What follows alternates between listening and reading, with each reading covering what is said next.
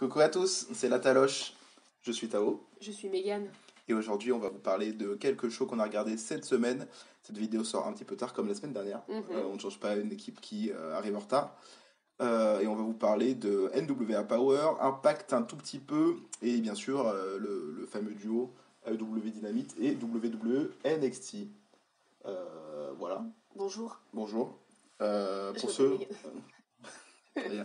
Pour ceux qui viennent Allez. de s'abonner à la chaîne, ce qui sont pas nombreux, mais voilà. On rappelle le but un petit peu de la chaîne. C'est deux avis différents sur le catch qu'on regarde. Toi, Megan, Il connaît pas qui grand-chose. ne connaît pas grand-chose, qui n'est pas fan de catch, Ouais. outre mesure. Moi qui suis fan de catch depuis plus de 10 ans maintenant. Et voilà, on vous partage nos avis sur ce qu'on regarde. Étant donné que madame ne regarde pas beaucoup de catch, on sélectionne surtout ce qu'on regarde. Donc c'est surtout AEW et NXT. Des fois, on s'attarde vite fait sur AEW Power tous les deux. Ouais. Mais pas plus que ça. Et vu que moi je suis fan de catch, je regarde un petit peu plus de catch que toi. C'est-à-dire qu'elle en regarde toute la journée, du coup. Je regarde pas toute la journée. Et moi non. Je m'informe, je tombe sur des perles, des petites perles. Ouais, ok. Et voilà, j'apprends à connaître de nouveaux catcheurs en ce moment. D'accord. J'essaie de regarder des matchs de Scotty Davis, un jeune anglais avec une moustache incroyable, et moi j'adore les moustaches. Ouais. Donc voilà, j'ai d'ailleurs Ouais. tweeté sur mon compte personnel, j'ai tweeté. Il aime les moustaches et le gratin dauphinois, du coup. C'est ça. J'ai tweeté. Ceux qui ont des bons matchs de Scotty Davis, n'hésitez pas à me donner À cher. des matchs, et du coup j'ai eu quelques réponses, donc ça fait plaisir. Trop cool. Voilà, on commence directement avec NWA Power, comme la semaine dernière, et d'ailleurs je vais faire un petit peu ça je pense pour tout maintenant, parce que j'en ai un petit peu marre de récapituler match par match ce qui s'est passé, tout ça, parce que j'imagine que la plupart l'ont vu, donc ils n'ont pas non plus à avoir un récap. Du coup je vais juste vous parler des choses que j'ai appréciées. Sur NWA Power, du coup, ce que j'ai bien aimé, c'est le match Trevor Murdoch contre Caleb Conley. Trevor Murdoch, du coup, c'était un ancien catcheur à la WWE dans les années 2000 en équipe. Et puis, je trouve qu'il fait pas tâche du tout à la WA, donc c'est super cool de le voir. Caleb Conley, c'est un catcheur que j'ai bien apprécié à Impact, comme je l'avais dit plus tôt. Enfin, plutôt dans les autres vidéos de la WA en tout cas. Et du coup, c'est très sympathique de le voir ici. Qu'est-ce qu'il y a d'autre à raconter sur ce show qui était très correct comme tous les shows de NWA, j'ai l'impression. Il y a eu un match par équipe avec Thunder Rosa et Marty Bell. J'aime bien cette équipe, c'est super cool. Thunder Rosa, j'apprécie beaucoup son personnage, c'est assez sympathique. Il y a eu aussi le délire avec Question Mark. Je sais pas si toi tu te souviens, t'étais tombé dessus vite fait. Avec le mec masqué avec un point d'interrogation, on sait pas qui c'est. Une promo un petit peu kitsch. Et ben il a fait ses débuts totalement comme sur la promo, c'est-à-dire avec un masque. Du coup, pour les connaisseurs, vous voyez un petit peu qui se cache sous le masque, parce que de toute façon physiquement ça se voit totalement.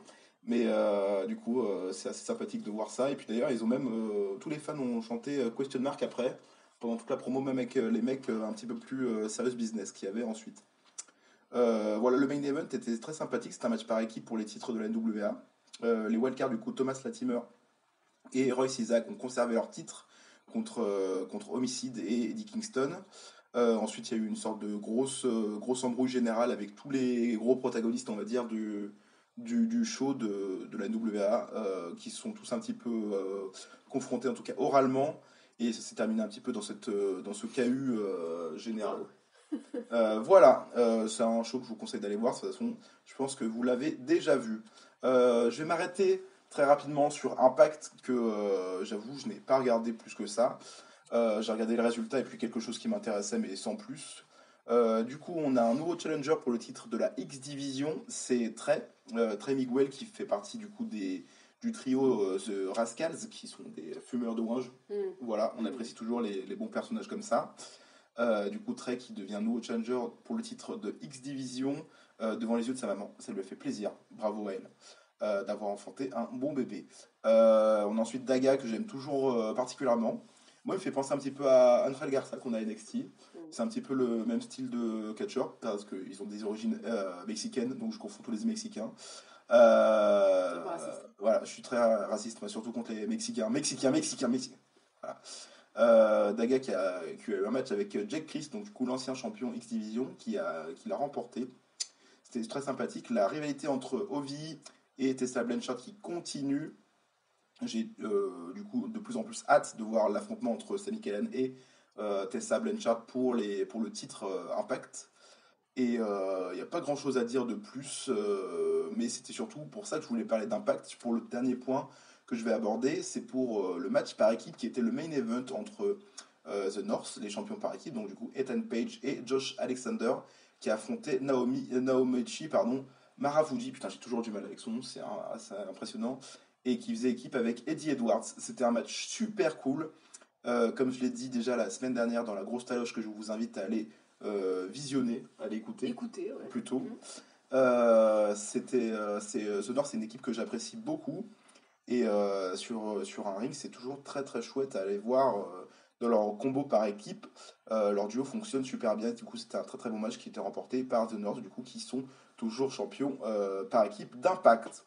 Voilà, j'ai fini avec mon petit speech qui était uniquement pour moi-même et pour les auditeurs concernés.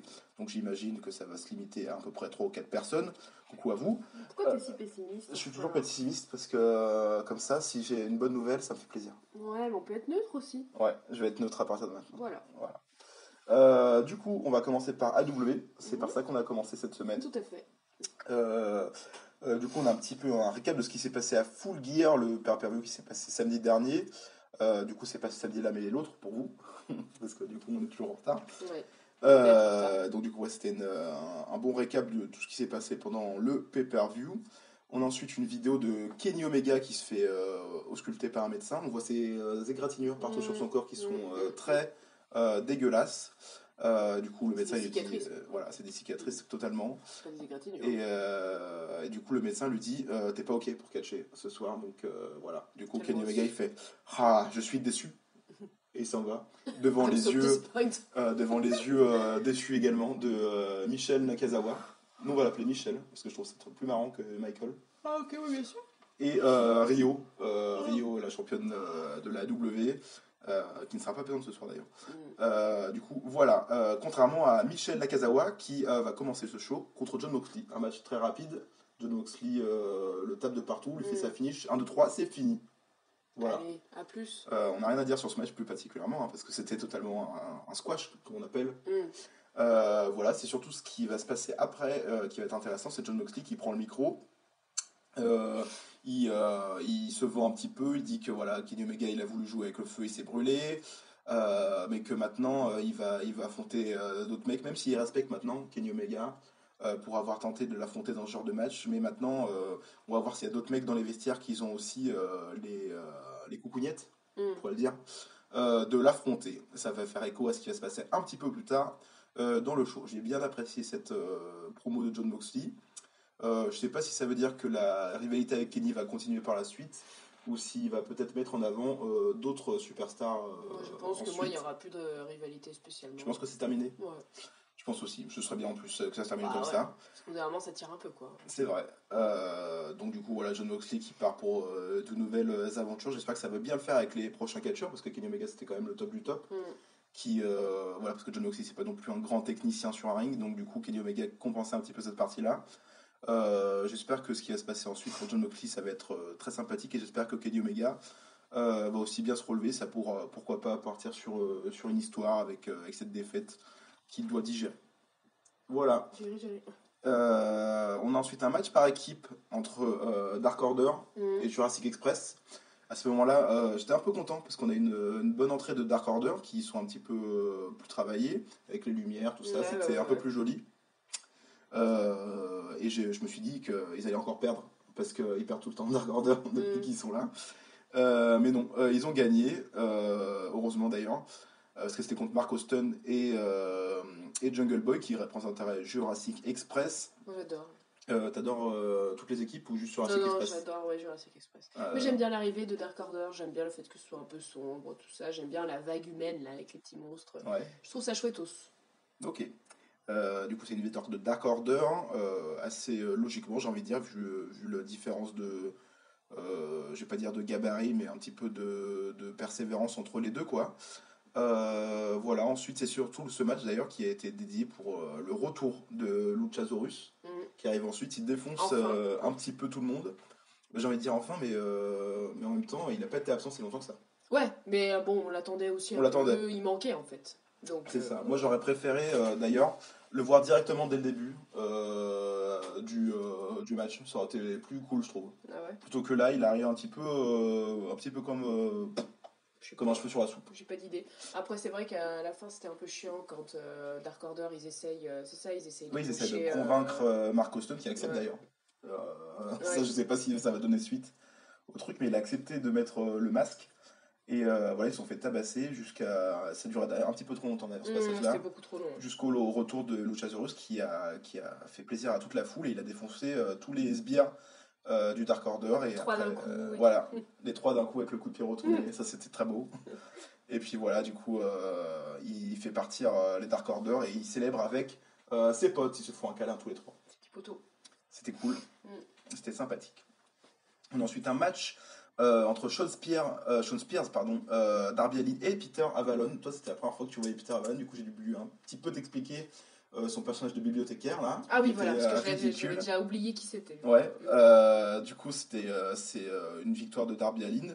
Je pense que le match, on va pas trop s'attarder dessus. Il y a eu Joey Janela qui est venu pour un petit peu taper Sean Spears. Ils sont tous les deux partis par le public en train de se taper. Donc on n'a pas eu vraiment de Sean Spears dans cette confrontation. Mais du coup, c'est une victoire logique de Darby Allin sur Peter Avalon, avec sa finish qu'on adore. Le saut là, le saut bombe, le suicide bombe, je sais pas comment ils appellent ça, bref. J'adore, ça lui va tellement bien. C'était super cool. Qu'est-ce que t'en as pensé de Peter Avalon du coup? Je me souviens pas spécialement de son catch. Je Parce me qu'il y dis avait que, rien, voilà, j'allais dire, si je me souviens pas, c'est qu'il y avait pas grand chose. Ouais. Voilà. Moi, je trouve le personnage nul à chier. Ouais. Voilà, hein, autant dire ce qu'il y a quoi. Écoute, je vais pas me prononcer plus que ça sur ça parce que je n'ai rien à dire. Ok, très bien. Voilà. Voilà, on a ensuite Darby Allin qui prend le micro et il dit juste John Moxley, j'accepte. J'accepte. Du coup, ça se lance sur au moins un match, en tout cas, qui va avoir lieu la semaine prochaine entre Darby Allin et John Moxley. Je sais pas si ça va peut-être partir sur une rivalité, mais en tout cas, pour l'instant, c'est un match qui m'attire beaucoup. Ouais. Toi aussi? Ouais. Et puis je pense que c'est le moment aussi où Darby Allin doit être un peu plus présent. Ouais, mise en valeur quoi, parce qu'il est super bon et puis que c'est son moment, je trouve. C'est vrai. On a le retour de Nyla Rose ensuite dans son match contre Danny Jordan, qu'on connaît pas du tout. Toi, tu m'as dit, ah dis donc, elle a des grosses cuisses. Je me souviens pas. C'est tout, parce que c'était un match pas très rapide, hein. Enfin pas très long, parce que c'était une victoire rapide de Nyla Rose. Ah oui, voilà, oui. Nyla Rose qu'on revoit enfin à W. Qui s'est fait un petit peu. C'est elle, non? Qui s'est fait. Non, pas du tout. De quoi? Qui s'est fait. C'est elle qui s'est fait marabouter par l'autre là. Par Brandy Rhodes? Ouais. Non, c'est pas elle, c'est Awesome Kong. Ah d'accord. Voilà, qu'on a vu dans Glow. Ouais. Qu'on vient de terminer d'ailleurs. Si vous voulez une critique de Glow, n'hésitez pas à mettre au moins un pouce bleu. Par personne. Voilà, on revoit vite fait Jack Hager, qui ne parle toujours pas, mais qui a défoncé la main de Dustin Rhodes, le frère de Cody. On revoit ce passage-là. Voilà, c'est tout. On voit ensuite Tony Schiavone, le franjo, le sein de la veine des Rhodes, le meilleur ami de Cody, le commentateur. Ah oui, bah, bien sûr, oui. Voilà, qui les parties intimes, ouais. Qui est en train d'interviewer Ali, Ali que tu ne connaissais pas, la blondasse avec les seins refaits, comme tu as dit. Ah ouais, je me souviens pas, ouais. Voilà, qui est en train de se faire interviewer, on ne sait pas pourquoi, parce que de toute façon, elle n'a rien fait depuis le début de la AEW, qui se fait du coup interviewer, mais là, la lumière se coupe, parce qu'il n'y a plus de lumière. Ils ont oublié de payer la facture d'électricité, mais pas du tout en fait, c'est Awesome Kong et Brandy Rose justement, magnifique transition que tu as fait. Qui viennent défoncer Ali, je sais pas pourquoi, parce qu'apparemment Brandy Rhodes veut détruire sa propre division. Il fallait trouver quelqu'un, voilà. Et puis voilà, c'est tout. C'était elle. Donc du coup, voilà, ils attaquent Ali, ils la défoncent dans un truc qui était pas très joli d'ailleurs. Toi, tu as noté ce magnifique gifle retourné avec le tournis qui ne sert à rien, comme tu as dit, quand elle fait la gifle comme ça en tournant. Ah oui, c'est vrai. Qui ne sert absolument à rien. Donc voilà, moi j'adore Awesome Kong, mais c'est vrai que ça paraît un petit peu non mais là kitsch. c'était bon, enfin je sais pas, c'est une histoire un peu tournicotée. Voilà. On sait pas trop où ça va mener, mais pour l'instant, on sait tous que Ali est par terre et qu'il lui a coupé les cheveux. Les cheveux, hein. Voilà, une grosse mèche de cheveux. Une petite tambouille. Ouais, peut-être. Une tambouille, voilà. Très bien. On a ensuite Chris Jericho, le champion. Putain, j'adore toujours ça. Qui arrive sous l'ovation de la foule. Ouais, bah, même si c'est un gros connard. C'est l'avantage de la W. Adoré, hein. C'est que même si t'es un gros connard, t'es acclamé. Donc du coup, Chris Jericho qui arrive, il fait un petit peu sa promo, tout ça, Cody, je t'ai battu, Cody, mon cul, voilà. Et puis là, du coup, il y a la musique de Cody qui, qui, qui arrive dans l'arène. Oui, voilà. Qui court là, comme d'habitude. Là, non, mais pas encore. C'est pas ça. Pas encore. Oh, merde, pardon, il y a la musique de Cody qui arrive, avec l'entrée de Dieu qui sort des souterrains, je sais pas quoi. Et en fait, là, c'est MJF. Ah oui, avec son sourire comme ça, il se fait un petit peu de la gueule de Cody, il reprend un peu ses mimiques d'entrée comme ça là, il le fait tellement bien, j'ai envie de le gifler alors que je l'adore, c'est vraiment incroyable. Du coup voilà, il vient sur le ring pour confronter Chris Jericho. Il y a un petit moment marrant où du coup MJF il dit tu veux que je rejoigne Inner Circle, et Chris Jericho qui dit je sais pas, tu veux rejoindre Inner Circle, tu veux que je rejoigne. Voilà, donc du coup ça dure un petit moment, c'était super marrant. J'ai bien aimé cette promo. En fait, j'ai l'impression que toutes les semaines, tout ce qu'on dit, c'est que quand il y a Chris Jericho et MJF, c'est marrant, c'est incroyable. Ouais. Mais surtout quand il y a Chris Jericho et MJF, il est là quoi. Mais, là maintenant, je pense qu'on va quand même plus le voir, ça va être très sympathique. C'est super cool qu'il soit là, mais Chris Jericho, c'est quand même un vendeur de ouf quoi. Ouais, c'est ça. Donc du coup, les deux se confrontent un petit peu, ils sont pas trop d'accord. Chris Jericho qui en profite un petit peu pour tacler le fait que MJF soit né fin des années 90, donc du coup, il connaît pas trop le début de sa carrière, tout ça. Mais bien sûr, quand il y a MJF, quand il y a Cody, quand il y a Chris Jericho, il y a aussi Cody qui arrive en courant pour les taper. Il manque de tuer Chris Jericho avec son magnifique raté sur le Power Slam là, qu'il refait ensuite après pour bien le passer quand même. D'ailleurs, on voit que Chris Jericho, à ce moment-là, il est conscient quoi, il essaye de l'aider et tout. J'avais l'impression que. C'est un pro quoi, Chris Jericho tant qu'il est à ce moment-là, il s'est repris tout ça. C'était assez cool. Chris Jericho se fait mettre à l'extérieur par Cody. D'ailleurs, on note à ce moment-là que Cody s'est rouvert sa magnifique cicatrice. Est-ce qu'on se demande si c'est fait exprès ? Non, parce que tout le monde sait que oui. Voilà. Après, ça on va peut-être se faire cracher dessus. Pourquoi ? Mais parce qu'il y a des gens qui considèrent que voilà. Mais d'accord. On va pas s'attarder là. Mais oui, je pense que on peut parler de ça vite fait si tu veux. Mais je pense que c'est clairement voulu que quand Cody a full gear, il a sauté à l'extérieur, qu'il s'est pas protégé. Le mec, ça fait plus de 10 ans qu'il fait du catch, je pense qu'il sait très bien mettre sa main en premier quand il tombe sur le sol, c'est un catcheur professionnel quoi. Donc le fait qu'il n'a pas eu ce réflexe-là pendant son match de championnat, le fameux match de championnat qu'il prépare depuis j'ai l'impression des siècles, je pense que c'est totalement voulu. Quand bien même il n'aurait pas fait exprès de se fracasser la gueule pendant ce match-là. Oui, c'est pas sérieux de le dire quand même. Non, mais voilà, c'est pas du tout professionnel. C'est pas professionnel. C'est pour faire le show. Voilà, c'est pour faire le show. Mais d'un point de vue physique, il devrait pas être. Il devrait pas avoir de contact physique. Mais bon, c'est fait exprès. Enfin, moi, je pense. Voilà. C'est mon avis personnel, bien sûr. Voilà, on va peut-être plus s'attarder sur ça. Mais du coup, voilà. Et en fait, Cody il veut encore défoncer MJF, mais à ce moment-là, il y a un homme en costard qui vient et qui défonce Cody. Et en fait, il s'agit de Wardlow qui va être du coup le nouveau, j'imagine, garde du corps de MJF. Et du coup, ça passe très bien, ce côté un petit peu bien sapé, mais en même temps brut. Ouais, c'est là que tu vois qu'MJF, il a up. C'est ça, il a up. Maintenant, il a plus besoin de Cody. Je vais faire un petit peu écho vite fait par rapport à ce que j'ai dit pendant ma critique de Full Gear, que je trouvais ça totalement incohérent, le fait que MJF devienne méchant maintenant, et que même malgré les explications qu'il allait nous donner, ça allait toujours être incohérent. Et ben, je confirme que je trouve ça toujours très incohérent. Je comprends ce qu'il dit dans sa promo, il dit clairement il en a marre. Cody d'ailleurs il le dit très bien, et d'ailleurs ça j'ai trouvé ça très juste, qui dit que Cody c'est un putain de lèche-boule et qui fait exprès de sucer tous les fans pour se faire applaudir alors qu'en fait il s'en bat les couilles. Ça c'était marrant et j'ai trouvé ça intéressant. Très, très cool, ça. Psychologiquement parlant, je trouve ça intéressant de se dire que là, à ce moment-là, MJF il essaye de ramener les fans de Cody à lui, quoi, en leur disant vous vous rendez pas compte que vous faites. Je trouve ça marrant que ce soit ce personnage-là qui ait besoin de se faire sa promo en passant par ce biais-là. Ouais. Voilà. Et je trouve ça très intelligent pour le coup. Et c'est le genre de truc d'ailleurs que peut se permettre la W quand on sait qu'il n'y a pas vraiment de notion de méchant ou gentil. Ouais. Mais c'est vraiment à la W, ils peuvent se permettre ce genre de promos qui sont très très très bonnes. Et du coup, voilà. Donc du coup, je reviens à ce que je disais juste avant, c'est le fait que MJF, même si sa promo m'a convaincu par le fait qu'il est bon dans sa promo, mais ça m'a pas justifié pour moi le fait qu'il devienne méchant maintenant. Parce que le fait qu'il dise juste maintenant c'est moi qui vais faire le show, j'en ai marre d'être le lèche-boule de Cody, il m'a pris pour un con, il pensait que j'étais son sbire, son larbin, tout ça, ça a toujours aucun sens en fait de devenir méchant maintenant, parce qu'on sait très bien, quand on suit un petit peu le programme de la AEW, que MJF, il faisait exprès d'être le lèche-boule de Cody, quoi. Il en profitait aussi de la situation. Bah, bien sûr. Donc le fait qu'il devienne méchant à ce moment-là, je trouve que ça a vraiment pas de sens en fait. Donc voilà, je suis quand même très content du fait que MJF devienne heel et qu'il soit d'ailleurs accompagné maintenant par un garde du corps. Je trouve que ça lui va très bien, par son côté un petit peu riche, noble, tout ça. Ça fait super plaisir et du coup j'ai hâte de voir le programme entre les deux, même si je trouve que malheureusement ça aurait pu avoir un meilleur, mais vraiment un très très meilleur impact si ça avait été fait dans quelques mois. Avec un suivi, un plus gros suivi. Voilà, tout ce qu'en fait, grosso merdo, pour récapituler ma pensée, je trouve ça juste un petit peu chiant que ça soit arrivé aussi vite et sans conséquence directe de ce heel turn à part le fait qu'il devienne heel, quoi. Voilà. On continue le programme avec la revanche de Full Gear. C'est Eggman Page qui affronte Pac, bâtard. Bastard. Match qui était très cool.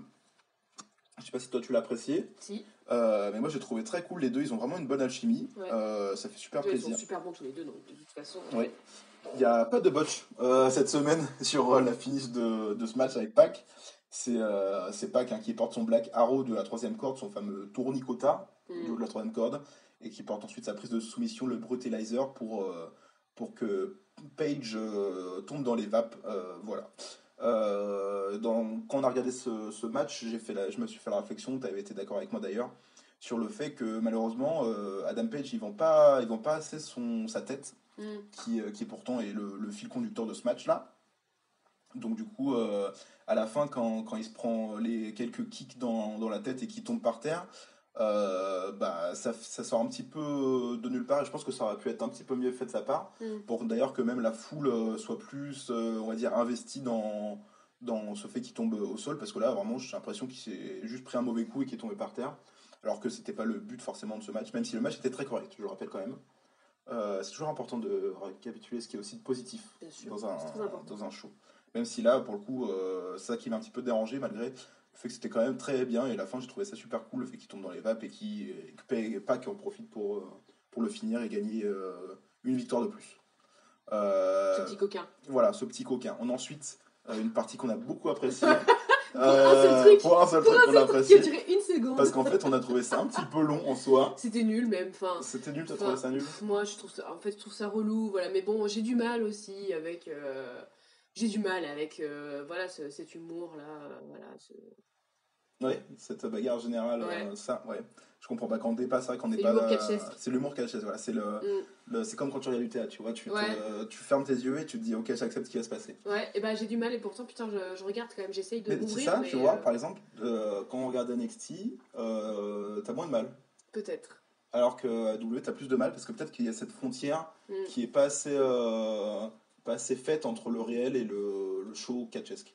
Peut-être, oui. Voilà. C'est bête, ce que tu es en train de dire. C'est quelque chose à développer. Ouais. Peut-être qu'on fera une dissertation. Ok, très bien, ouais. Donc, du coup, c'est une grosse bagarre entre les Young Bucks et Proud and Powerful, du coup Santana et Ortiz. Ils se battent dans les vestiaires, ils mettent tout par terre, tout le tralala, tout le trililou. Et puis à un moment, il y a Santana qui envoie, il me semble, Matt ou Nick Jackson dans les toilettes. Et puis là, il y a quoi? Il y a Orange Cassidy qui est debout dans les toilettes, sur le mur, contre le mur comme ça, et qui les regarde. Et en fait, du coup, Santana il ferme la porte et il continue à se battre. C'était vraiment énorme. Énorme. On entend même la foule, elles sont là à rigoler alors qu'ils sont dans les vestiaires quand même. Je trouvais ça super cool. Voilà, Orange Cassidy, c'est vraiment l'un des meilleurs trucs de la WWE. Ah ouais, non, mais c'est l'un des meilleurs trucs du tout. L'univers catch. Ouais, c'est vrai. Mais l'humour qu'ils arrivent à foutre avec Orange Cassidy, il est toujours pertinent. J'adore. Et je trouve ça super cool que ça passe toujours. Ils nous en mettent jamais trop. Et toujours on se dit putain, c'est trop cool, j'ai trop envie de revoir. De toute façon, Ryan Gosling, moi j'adore, donc. Ouais, c'est vrai. Et un petit air de. C'est vrai. Donc du coup voilà, à la fin Santana et Ortiz ils passent Matt Jackson à travers le sol, comme il l'avait fait avec l'un des vieux l'un des vieux des Rock'n'Roll Express, on peut dire ça. Et puis voilà, ensuite il y a toute la familia et Brandon Cutler qui est l'ami des Bucks qui vient dire arrêtez, il faut pas attaquer mes amis. Il y a même les privés de partie qui viennent, et puis finalement. On fait une salade de choux. C'est ça, mais finalement, il y a la sécurité qui arrive, et du coup, ils arrêtent un petit peu le bordel au bout d'une dizaine de minutes, qui était pour nous assez longue.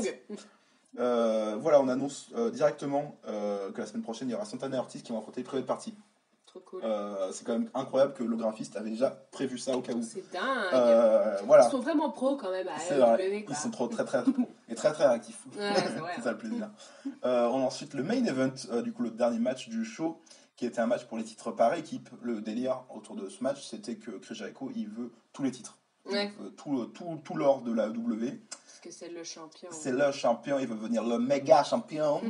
Et du coup, ce soir, il fait équipe avec Sammy Guevara, qui est désormais surnommé The Spanish God. Ouais. Alors ça, vraiment, ça vient de ses abdos, c'est ridicule. Ouais, mais moi, je trouve ça trop cool. Ce genre de l'air, je trouve ça trop cool. Du coup, qui affronte les champions par équipe, parce que c'est des matchs pour les titres par équipe. Du coup, ils affrontent SCU, qui est représenté par Frankie Kazarian et Scorpio Sky. Ils font leur rentrée quand même avec Christopher Daniels qui a fait son retour à Full Gear samedi dernier. Du coup, ouais, c'était un match somme toute très sympathique. Frankie Kazarian, nous on a du mal sur lui. Mais du coup, ça déteint vachement sur la qualité générale, je trouve. Ouais. Et sur leur équipe à eux, en fait. Voilà. Je tiens à préciser aussi qu'on a surnommé Scorpio Sky Cédric parce qu'il ressemble à Cédric de Scène de ménage. Donc, du coup, alors, on regarde pas la télé, d'accord? Ouais, on regarde pas la télé. On a quelques notions. Voilà, on a quelques notions. Et c'est vrai que Cédric Sky, c'est vraiment très négatif. Du coup, voilà, oui, le point négatif de ce match, c'était Frankie Kazarian qui est vraiment en dessous de tous les... Il est en dessous au niveau du charisme. C'est vrai. Je trouve qu'il est... il vend moins. Je le trouve beaucoup plus fade. Il est transparent, quoi. Ouais. Surtout que Scorpio Sky, du coup, il a une vraie présence, quoi. Ouais, c'est vrai. Voilà. Et oui, bon, pour le coup, c'est vrai que ça rend pas. Moi, Frankie Kazarian, que je connais depuis maintenant, depuis que je regarde la TNA, donc ça fait 10 ans, un peu plus maintenant. C'est vrai que j'ai toujours trouvé un manque de charisme. D'ailleurs, la TNA, il l'avait déjà remarqué parce qu'il n'était jamais très mis en avant. Il faisait équipe avec Christopher Daniels, mais c'était tout, quoi. Sinon, il a été champion intermédiaire, mais jamais plus haut. Et c'est vrai que ça se justifie totalement par son manque de charisme.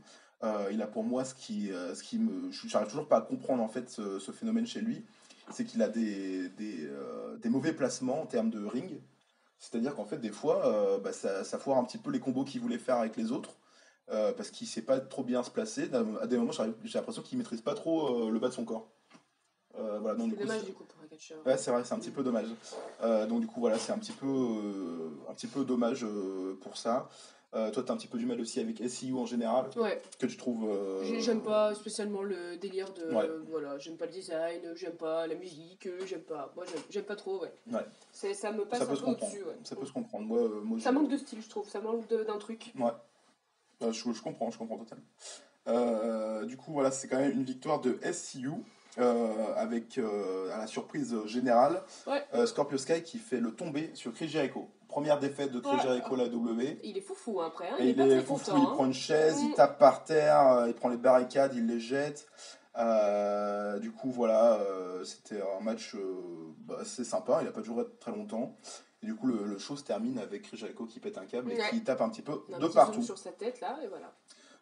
Voilà, je t'invente un nouveau concept. En direct, devant tout le monde, devant au moins 6 personnes. 6 personnes. C'est la taloche du show. Je propose que chaque show, on mette une taloche en coup de cœur, un catcheur ou un moment qu'on a bien aimé. Je pense que cette semaine, on va la mettre à Orange Cassidy. Oui, toi, d'accord, la taloche d'or. Ouais, c'est ça, la taloche d'or. Moi, je me dis, est-ce qu'il faudrait pas trouver un autre nom? Parce qu'en fait, j'ai remarqué qu'à chaque show, il y a une taloche qui ressort. Une taloche, une vraie claque, une bonne claque. Une vraie grosse taloche. Tu vois, une vraie grosse taloche. Et je me dis, à chaque fois qu'on regarde un show, on voit, tu sais, voilà, on regarde, on commente, hein, parce que nous, on aime bien commenter, tout ça, on parle, voilà. Et quand il y a quelqu'un, tu vois, il se passe un truc, et là, on fait, oh, la taloche. Mais arrête de me talocher, en fait. Aïe. Et donc je me dis, ce serait bien de les relever ces taloches-là et de mettre la taloche d'or pour ça. Bien sûr. Donc si tu veux relever un autre moment qui nous fait, qu'on kiffe à mort. Dans le show AW dans le show, même globalement dans tous les shows. Mais on peut pas appeler ça la taloche, je pense. Parce que j'aimerais bien qu'on relève les taloches. Très bien. Alors comment vous appelez ça, vous, pour les enfants qui ont des bons points, là? Qui ont des bons points? Ouais, quand tu donnes une vignette ou je sais pas quoi, là. On n'appelle pas ça parce que ça c'était dans les années 1920. Ouais, écoute, moi j'ai raté l'école en 1902 maintenant. D'accord, non, on appelle ça des bons points, c'est pas bête comme idée, hein, mais non, on n'a pas spécialement de... Non. Très bien. Il y a plus de termes. On va chercher un nom. Dites-nous Ouais. en commentaire si Voilà. vous avez un nom. Merci. Qu'on prendra. Mais en tout cas, oui, je pense que toi, ça te va, Orange Cassidy, cette semaine pour Ouais, bien sûr, carrément, ouais. le MVP. Juste le. C'est quoi? Le MVP, c'est The Most Valuable Player. Ah, ok, d'accord. C'est le meilleur joueur de. D'accord. Bon, sachant qu'il n'a pas joué du tout, on est d'accord Ouais. qu'il était. Mais moi, dès qu'il y a une présence, voilà. Ouais, Donc, déjà, je spoil. Si la semaine prochaine, il y a Orange Cassidy, ce sera forcément lui le MVP. Ouais. Ok, très bien. On passe du coup à NXT. Ouais. Qu'on a vu tout à l'heure. On a vu tout à l'heure. On a eu un petit peu de décalage entre les deux shows. Après les vacances. Non, c'est pas vrai. Ok, très bien. Du coup, on est toujours à Orlando dans la Full Sail University, toujours commenté par Beth Phoenix que tu adores tant, Mauro Ranallo et Nigel McGuinness. Oh my god! Et voilà, c'était un show super sympathique. On a commencé directement avec le match pour le titre Cruiserweight. Avec ton bel accent. Oui, Cruiserweight. Voilà, un match qu'on a beaucoup apprécié. Carrément. Angel Garza et Lio Rush. Moi j'adore Lio Rush, mais je trouve que Angel Garza il est très très bon. Et puis il est hyper présent. Donc, ouais. Est-ce que Lio Rush ce serait pas ton catcheur préféré actuellement? Je sais pas, mais je l'aime vraiment bien. Ouais. Parce que c'est vrai qu'il a été plein de louanges pendant tout son match. Je le trouve hyper polyvalent. Ouais. Je le trouve super doué, mais je trouve qu'il vend super bien. Je le trouve souple, je le trouve dynamique. Je le trouve... charismatique. Ouais. Aussi. Je le trouve polyvalent. Puis il vient avec sa famille, il embrasse ses enfants. Je me dis, bon, bah voilà, c'est un mec, c'est tout. Quoi. Ok, très bien. Ok, le facteur famille qui, apparemment, ça joue direct sur mon cœur, je peux rien. D'ailleurs, en parlant de sa famille, pendant le match, Angel Garza, il a enlevé son pantalon devant la famille de Lio Rush. Je me suis dit, ah oui, quand même, osé. Bon, il n'y a pas eu de eye contact, comme on appelle ça, pour, j'imagine, quand même, pas non plus créer une certaine polémique. Il y a eu un contact. Ouais. Moi j'ai surtout vu la femme de Lio Rush crier sur Angel Garza en mode espèce de salaud, mécréant, pas devant les enfants. T'as pas honte de montrer tes fesses, enfin. Voilà. Sinon le match était très sympathique, c'est une victoire de Lio Rush qui conserve son titre NXT Cruiserweight maintenant. Et c'est mérité. C'est mérité même s'il a un petit peu triché parce qu'il y avait Angel Garza qui avait son pied dans les cordes. Et voilà, il a un petit peu pris le pied pour pas que ça se voit. Moi j'ai rien vu donc voilà, je veux dire. T'as rien vu? Ok. Non. Très bien. Donc, je pense que ça compte pas. Ça compte pas. Tout simplement. Très bon match que je vous conseille en tout cas. On a ensuite un match que je vous conseille pas, par contre, c'est Xi Ali contre Aliyah qui était accompagnée comme d'habitude de Vanessa Borne. Je sais pas pourquoi elle est là, parce qu'elle n'est pas bonne manageuse, elle n'est pas bonne catcheuse, elle fait rien du tout cette Vanessa Borne. Ah non mais il y avait Rhea Ripley qui était. Oui, apparemment. Bah non, c'était pas Rhea Ripley. Effectivement. Voilà. Non, c'était pas Rhea. Oui, je reviens sur ça. Il y avait, on a eu une mini promo. Effectivement, on a une mini promo. Je suis désolé, on est en train de regarder les résultats et en fait, la personne s'est trompée. Voilà, donc je sais pas qui a écrit cet article. Woken Matardi là sur le forum de JVC. Et voilà, faut regarder mieux le show parce que là, au bout d'un moment, on nous fait des erreurs. Du coup, oui, on le voit à l'extérieur avant le match qui allait contre Aliyah. On voit à l'extérieur qu'il y a des filles qui sont fait attaquer. Et du coup, vu que c'est faux là, c'était Marina Shafir, Jasmine Duke, et la dernière c'était Candice LeRae, qui étaient toutes les trois au sol, par terre. Elles se sont fait tuer. Voilà. Je vais pas spoiler ce qui se passe à la fin du show, même si du coup ça explique ce qui s'est passé là. Donc du coup nos théories étaient fausses. Ouais, dommage. Voilà. Bon, moi je le dis, la théorie, je pensais que c'est jeudi ou pas? Oui, vas-y, dis. Moi je pensais que c'était... Parce qu'en fait je suis une rêveuse un peu, on peut le dire. Mais non mais nous on rêve à propos de cette personne. Non mais on rêve à mort, comme si c'était une série, tu sais. Ouais. Et moi j'étais persuadée que c'était Dakota Kai en fait. Mais nous on veut qu'il se passe un truc avec Dakota Kai à tout prix quoi. Mais grave, parce que la semaine dernière, voilà, il manquait une personne dans le groupe là avec Shayna Baszler et je me disais, putain ce serait trop bien que ce soit Dakota Kai du coup. Mais ça ils le savent s'ils ont regardé la vidéo précédente. Mais bien sûr tout le monde le sait, moi je ne le répète pas alors. Et du coup je me dis, putain c'était grave stylé quoi. Ça donne vraiment du sens. Putain, ça tourne un personnage quoi. Je me dis c'est le moment pour Dakota Kai en plus qui tourne en rond je trouve. Ouais. Et voilà, puis là on retrouve des filles par terre. Je me dis putain, tu vois elle est devenue méchante. Et du coup elle est devenue super forte. Elle les a toutes niquées, tu vois comme ça. Et du coup elle va devenir trop méchante et tout. Et en fait pas du tout. Mais on saura à la fin de la soirée qui c'est. Décevant. Donc du coup voilà, c'était cette attaque à l'extérieur. On voit plein de gens que toi tu connais pas. Parce que du coup, t'es pas forcément fan de catch et calé sur ce qui se passe dans l'indépendant. Mais moi, j'ai vu plein de gens que j'adore, qui sont indépendants d'habitude, qui du coup ont été signés par la WWE il y a quelques temps, qui sont toujours pas apparus aux écrans. Et en fait, on les voit un petit peu faire leur petit caméo là, pendant ce truc-là. Je trouvais ça super sympathique. Voilà, du coup, on repasse au match que je voulais introduire. Ouais. c'est Xiali contre Alia. Du coup, je vais pas rappeler ce que j'ai dit sur Vanessa Borne, mais elle ne sert à rien. C'est une victoire de... c'est une victoire de Xiali. Ouais, on sait pourquoi. Voilà, pour la petite anecdote, en fait, c'est qu'elle a cassé le nez d'Alia avec son coup de pied retourné. Et d'ailleurs, Alia, elle se cache même pas du tout le fait qu'elle se soit fait péter le nez, parce qu'en fait, elle tombe par terre, elle se tient le nez. Et puis elle bouge pas en fait. Hein, et voilà, elle bouge plus. Donc du coup, heureusement qu'elle avait les épaules au sol pour que Xiali puisse faire le tomber un minimum. Mais du coup, voilà, il y a le médecin qui vient directement vers le ring pour ausculter Alia. Ça pisse le sang. On voit que Xiali est pas du tout à l'aise avec ça. Ouais. Sachant qu'elle a une carrière de catcheuse qui est pour l'instant pas très longue. Donc du coup, j'imagine qu'elle n'est pas habituée à ce genre d'événements qui se passent directement, surtout à la télé en direct. Et après, on voit qu'elle essaie de rebondir, tu vois, elle lève le bras et tout. Ouais, elle essaie de relancer la foule. Ça marche plutôt bien, donc voilà, bravo. Ça va, ouais. Les gens sont un peu surpris quand même. Hein. Ouais, bah là... Ils la regardent comme ça, puis après, ils font... Ouais Yeah, beau match. Voilà, du coup, on va pas commenter ce qui s'est passé pour Alia, parce que son catch est toujours mauvais. Voilà, je sais pas pourquoi on a encore ce match-là, mais bon, apparemment, quelqu'un aime bien Alia dans les vestiaires. On passe ensuite à une petite promo pour la rivalité entre Killian Dain et Pete Dunne. J'aime bien dire Pete Dunne, alors je dis Pete Dunne. Ce qui s'est passé ces dernières semaines, quand ça a commencé, quand Pete Dunne a cassé les doigts de Killian Dain, tout ça. Tout ce qui s'est passé. Ensuite, Finn Balor qui vient sur le ring. Voilà, ça marche toujours sur la foule. Ils sont toujours contents. Dès qu'ils entendent la musique de Finn Balor, ils sont contents.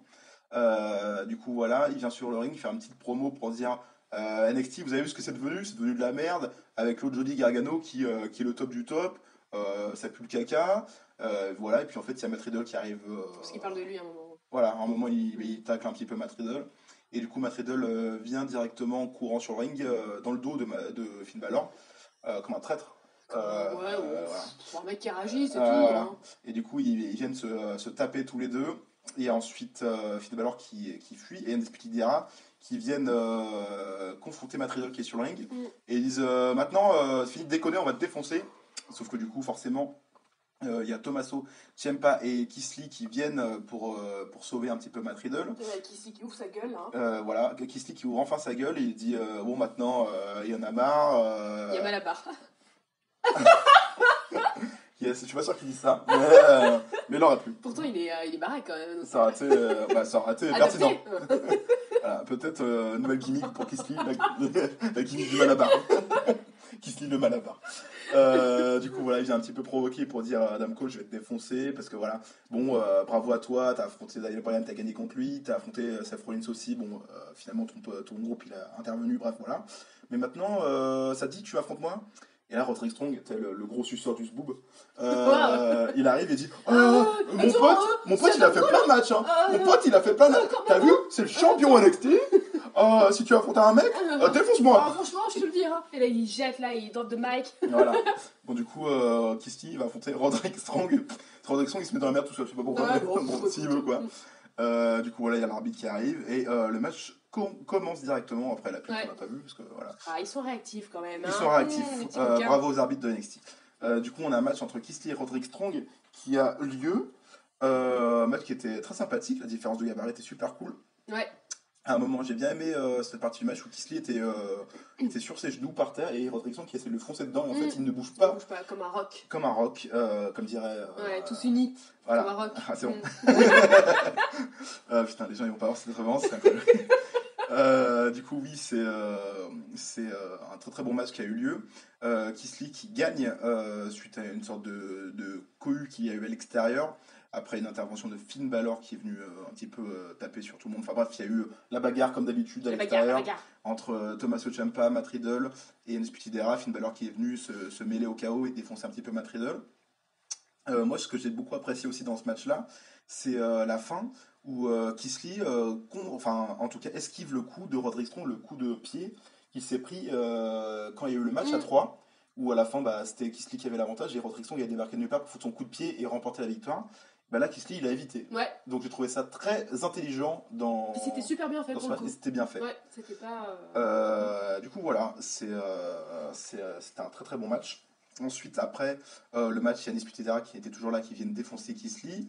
Ils viennent aussi défoncer Tommaso Ciampa parce que Matt Riddle à ce moment-là, il est KO à l'extérieur suite à l'attaque de Finn Balor. Et à ce moment-là, qui c'est qui vient pas ? C'est Dominique. C'est Dom Dom. Dom Dom qui vient, Dominique Tadjakovic, qui vient de ses 2 m 13. de ses 6 mètres, j'ai l'impression. Le mec, il est venu, il a foutu, c'est pas lui, je suis en train de corps directement. J'ai fait waouh, ok, donc on a affaire à un titan colossal, c'est incroyable. Du coup, voilà, il vient un petit peu faire le sauvetage et finalement, il serre la main de Ciampa et Kisly pour un petit peu officialiser le fait qu'il va rejoindre l'équipe pour Wargames. Voilà, on voit ensuite. Ah bah non, c'était là en fait. Candice LeRae, Jasmine Duke, tout ça, c'était à ce moment-là. C'était pas avant. Je sais pas. On s'en fiche. Pardon alors pour Ward, je sais pas qui ça se passe. Ok, cool. Ouais, du coup, on s'excuse pour Woken Matardi. Parce que du coup, on s'est trompé en fait. Voilà, je suis DSL. Si tu veux une vidéo dédiée, on t'en fera pas. Ouais, pas de soucis, ouais. Du coup, voilà. Faudra le temps de le faire. Non, déjà, je parlais assez de Winfrey, on va pas non plus parler de tout le monde. Hein. Du coup, on a un match entre Isaiah Swerve Scott qui affronte Bronson Reed. Match que j'ai trouvé super sympathique, différence de gabarit entre les deux qui passait très bien. L'agilité de Swerve et la robustesse, on peut dire ça, de Bronson Reed, ça fait une bonne alchimie. C'était assez cool. On a une victoire de Isaiah Swerve Scott, étonnamment d'ailleurs, je pensais que c'était Bronson Reed qui allait gagner, vu la différence de gabarit. Ah ouais. Je suis un petit peu mitigé sur la finish de Isaiah Swerve Scott, là, le sorte de coup de pied ciseau dans la tempe, là, je trouve ça pas très esthétique. Donc je sais pas s'ils vont peut-être la changer, j'aimerais bien qu'ils changent cette finish. Mais voilà. Bah, je trouve qu'elle a pas d'impact en fait, je trouve que on dirait pas une finish en fait, on dirait un coup de pied normal. Voilà. Donc bon, tant pis. Voilà, on a ensuite une annonce qui aura un match entre Finn Balor et Matt Riddle à NXT. Takeover Wargames qui aura lieu la semaine prochaine, enfin en tout cas samedi. Je sais pas quand cette vidéo sort, ce sera le samedi fin novembre, je sais pas quoi, on s'en fout. Voilà, donc du coup Matt Riddle qui n'est plus dans l'équipe Wargames de Tommaso Ciampa. Donc du coup ça reste une équipe à 3 vu que Dominic Dijakovic a rejoint l'équipe, donc du coup il reste toujours un partenaire à récupérer. On a ensuite un match entre Pete Dunne, un début de match entre Pete Dunne et Killian Dane qui s'annonce. Et en fait, il y a Damien Priest qui vient attaquer Killian Dane. Et du coup, pour se venger quoi. Voilà, pour se venger de ce qui s'est passé la semaine dernière. N'hésitez pas à aller voir la vidéo qu'on a fait la semaine dernière pour parler de ça. Du coup, on a une bagarre générale à 3. Damien Priest qui prend l'un des mecs de sécurité qui le jette sur tout le monde à l'extérieur. Et puis après, il se jette lui-même sur Killian Dane et Pete Dunne. Et puis finalement, il part tout seul debout pendant que les autres sont tous à terre. Et voilà, Damien Priest qui prend l'avantage dans cette rivalité à 3. C'est assez cool. J'ai hâte de voir cette rivalité. Je pensais pas qu'ils allaient rajouter quelqu'un. Je pensais vraiment qu'on allait continuer à avoir cette rivalité entre Pete Dunne et Killian Dane. Cool, ça part un peu et oui, le fait que Priest rejoigne la rivalité, c'est assez cool. Je trouve que ça rajoute un petit truc en plus, quoi. Surtout c'est pas un gentil, donc. Ouais, voilà, c'est pas un gentil, c'est pas un méchant. C'est un peu un mec qui veut faire son business, quoi. C'est un peu un kéké. Hein. Voilà. Et on attaque directement maintenant le main event de la soirée, qui était un match de l'échelle pour reprendre l'avantage pour son équipe lors du Wargames qui aura lieu du coup la semaine prochaine ou à la fin de semaine, ça dépend quand cette vidéo sort. C'était Mia Yim contre Io Shirai, un match qui était très violent. Mia Yim s'est d'ailleurs ouvert le nez, elle pissait le sang pendant le match, c'était un petit peu dégueu. On a de la chance parce qu'elle s'est pas mise sur le dos, puis elle s'est pas tenue le nez comme ça. Ouais, c'est ça, ouais. Elle a fait preuve de professionnalisme, même si cool. c'est un petit peu attaqué tout le monde, ça a foutu un petit peu un blanc à ce moment-là. Il y a une zone un petit peu où Io Shirai était en train, d'ailleurs très professionnel de sa part, était en train de vendre le fait qu'elle se soit fait mal pour essayer de monter l'échelle pour gagner du temps par rapport au fait qu'il y a les médecins qui étaient en train d'ausculter Mia Yim si elle pouvait continuer le match. Du coup voilà, force à Mia Yim d'ailleurs qui a continué le match malgré tout, parce qu'avec un nez pété c'est quand même pas la joie, surtout vu comment ça pissait le sang. Du coup voilà, à la fin on a Dakota Kai qui vient essayer de soutenir sa pote Mia Yim. Malheureusement elle se prend Io Shirai sur la gueule, mais avant ça Dakota Kai prend Io Shirai en powerbomb alors qu'elle était sur l'échelle en train de monter pour décrocher cette fameuse mallette pour prendre l'avantage. Dakota Kai lui a fait un powerbomb, ce qui a un petit peu calmé le jeu. À ce moment-là, Mia Yim elle monte sur l'échelle pour elle à son tour décrocher cette fameuse mallette, prendre l'avantage. Mais là, il y a Kylie Ray, qui est la championne NXT UK, que toi tu ne connais pas du coup. Non. Qui vient pour pousser Mia Yim du haut de l'échelle directement à l'extérieur sur une autre échelle. Du coup, un gros bump, comme on appelle ça, qui a dû faire extrêmement mal à Mia Yim, parce que tomber de cette hauteur, bravo à elle. Et puis du coup, Yoshirai il monte sur l'échelle et il va décrocher la mallette pour prendre l'avantage pour les Wargames pour son équipe. Voilà, on a ensuite Kylie Ray et Bianca Belair qui vient.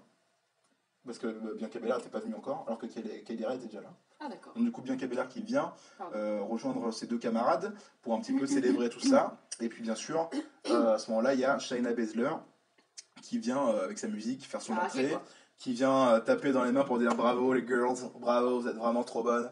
Et puis là, elle se prend un coup de chaise dans le dos de Bayley, voilà, championne de SmackDown, la championne féminine de SmackDown, qui vient prendre l'avantage psychologique et un petit peu se venger du fait que Shayna Baszler était venue à SmackDown pour un problème défoncé. Donc du coup, voilà, elle vient se venger, elle porte sa nouvelle finisher que je trouve un petit peu moche d'ailleurs. Du coup, voilà, et qui ensuite prend la fuite parce qu'il y a les c'est la coupe de cheveux qui est dégueulasse. Très bien. T'as peut-être un truc à dire j'ai juste un truc à dire par rapport à Mia Yim, du coup, que je trouve incroyable. Et que j'apprécie de plus en plus. Tu trouves Mia Yim de plus en plus cool? Oui. Très bien. Tout à fait. Moi aussi, j'ai trouvé très sympathique sur ce match. On avait un petit peu du mal, pour ceux qui ont regardé les vidéos annexes consacrées à NXT, qu'on avait un petit peu du mal avec mais même avant, Mia Yim. tu vois, même avant, ça fait que 2 ans que je regarde, mais je veux dire, je la trouvais vraiment fade, j'aimais pas trop son style des années 2000, là, un peu hip-hop, je trouvais ça nul. Et là, je la trouve super cool, je la trouve so badass, je la trouve résistante, je la trouve bonne, voilà. Ok. Donc je suis très contente. C'est vrai qu'elle a fait une bonne prestation pendant ce match, et puis en plus, vu ce qu'elle s'est pris, ça renforce quand même grave la sympathie qu'on a envers elle. Du coup, voilà, le match se termine, enfin le show en tout cas se termine avec l'équipe de Shayna Baszler qui vient autour d'elle pour un petit peu voir si ça va, suite à ce coup de chaise dans le dos et cette finish sur la ceinture. Voilà, on annonce ensuite que la semaine prochaine, il y aura un match Adam Cole contre Dominik Dijakovic, qui sera du coup encore un match de l'échelle pour prendre l'avantage pour son équipe lors du Wargames. Parce que là, c'était les femmes, et après, ce sera les hommes. Il y a une belle différence de taille. Des sexes. Oui, c'est vrai que Dominik Dijakovic, comparé à Adam Cole, 80 cm de il va y avoir au moins 2 Adam Cole pour atteindre un Dominik Dijakovic. Voilà.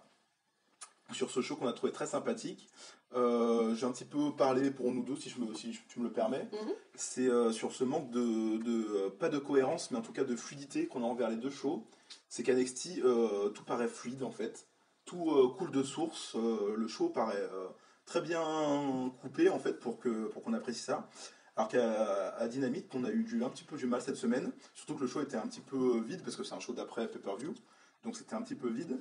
Mais c'était trop coupé en match, en segments. Donc du coup, en fait, j'ai l'impression que limite le show AW, on peut regarder segment par segment ou match par match. Et finalement, on n'y perd pas tant que ça, plutôt que regarder le show directement en entier. Je sais pas si tu as cette même impression. J'ai pas trop d'impression. Mais en tout cas, moi, c'est l'impression que j'ai eue en tout cas sur les shows de cette semaine entre AW et NXT. Le petit bonus pour NXT, le petit catcher ou catcheuse, ou le moment qu'on a bien apprécié de ce show, moi j'ai bien aimé le match entre Angel Garza et Lio Rush. Donc je pense que c'est là où je mettrais peut-être mon petit pouce en l'air. Ok. Toi tu pensais à quelque chose d'autre peut-être? Le dernier match avec Yoshirai. Avec Yoshirai? Ouais. Quand même. Je pense que la personnalité en tout cas de la semaine, on peut mettre Mia Yim très facilement. Voilà, je pense que d'ailleurs tout le monde sera d'accord avec nous, parce que pour le coup, voilà, on se quitte ici cette semaine pour le show, enfin tous les shows qu'on a parlé. C'est bien parce qu'on a fait 1 heure de moins que la semaine dernière. Ouais, c'est vrai, comme quoi on peut faire on s'est plus attardé, surtout moi, sur diverses choses la semaine dernière, donc du coup voilà. Tout à fait. Ça valait le coup la semaine dernière. C'est vrai que la dernière semaine, ça valait le coup. C'était vraiment. N'hésitez pas à aller voir parce que c'était vraiment très cool. Voilà, n'hésitez pas à nous dire ce que vous avez pensé de tous les shows que vous avez vus. Je sais pas quand cette vidéo va sortir, mais je vais essayer de sortir le plus tôt possible pour pas que ça soit trop en décalage avec l'actualité qui va se passer.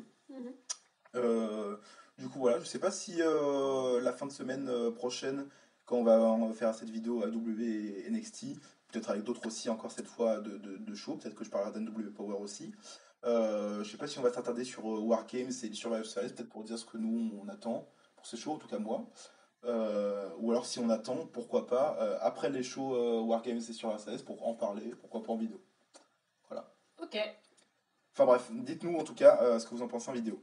Et bisous à toute la famille et à toute la catchosphère française. Je tiens à passer vite fait, en 1 minute même pas, un petit message pour Cody des Rébus du Catch. Je sais que dans son dernier podcast, son dernier Rébus, Rebu Hebdo avec Enzo, pardon. Il a passé un petit peu son coup de gueule contre un petit peu la communauté qui ressent pas le catch, qui est un peu trop en train d'analyser tout ça. Je sais que c'est sans doute partie de cette communauté qui analyse un petit peu le catch, mais moi personnellement c'est ma façon de voir le catch parce que ça fait déjà beaucoup très très longtemps, ça se dit pas du tout, mais que je regarde du catch, donc c'est vrai que je le regarde plus de la même façon. J'analyse un petit peu ce que je regarde aussi parce que bah, j'aime bien faire ça. Mais voilà, j'aime bien aussi vivre des gros moments de catch sans forcément me faire spoiler ou sans forcément m'attarder plus que ça sur la dynamique du truc. Mais c'est vrai que pour moi, bah, le catch, c'est plus qu'un sport aussi, c'est une certaine. C'est un business. C'est un business, déjà, c'est un business. Il y a une réalisation. Et puis surtout, ça fait un peu partie du théâtre, quoi.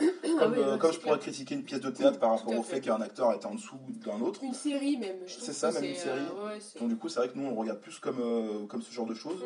En tout cas, maintenant, on le regarde plus comme ce genre de choses. Plutôt que comme juste du divertissement bête et méchant, où on se dit, ah, c'était cool ou c'était pas cool. Moi, clairement, pour ma part, je le regarde que comme ça, parce que Oui. je trouve je trouve le thème, voilà, je sais pas, je sais pas trop, enfin, ça fait un peu humour américain, voilà, ça fait un peu, enfin, je Un peu trouve gras. que, ouais, c'est grave, on dirait que c'est un peu destiné aux très jeunes adultes, voire adolescents, enfin, Ouais, je me permets de c'est le ça. dire, quoi. Je trouve que moi, c'est pas du tout mon délire, quoi. Mais alors, pas du tout, ni du côté des femmes, ni du côté des hommes, je trouve Ouais. ça nul, je trouve ça gnangnan.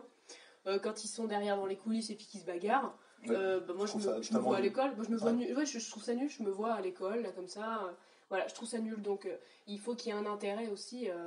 Un À regarder, intérêt, quoi. ouais, un Prendre intérêt artistique, Voilà. quoi. Puis chacun prend le plaisir à sa façon aussi. Ouais, totalement, ouais. Donc du coup, voilà, c'était pas du tout un tacle envers Cody, bien au contraire, j'apprécie vraiment sa façon de regarder le catch. J'aimerais bien d'ailleurs regarder le catch totalement en oubliant ce côté technique ou ce côté performance, mais c'est pas du tout mon cas. Je comprends totalement sa façon de penser. Je suis un petit peu déçu d'ailleurs du fait que même lui, il ait un peu du mal à aller sur Twitter, à débattre avec des gens, parce que je trouve ça toujours cool. C'était juste un petit message amical envers des compères. Mm. Voilà, bisous à tous. Salut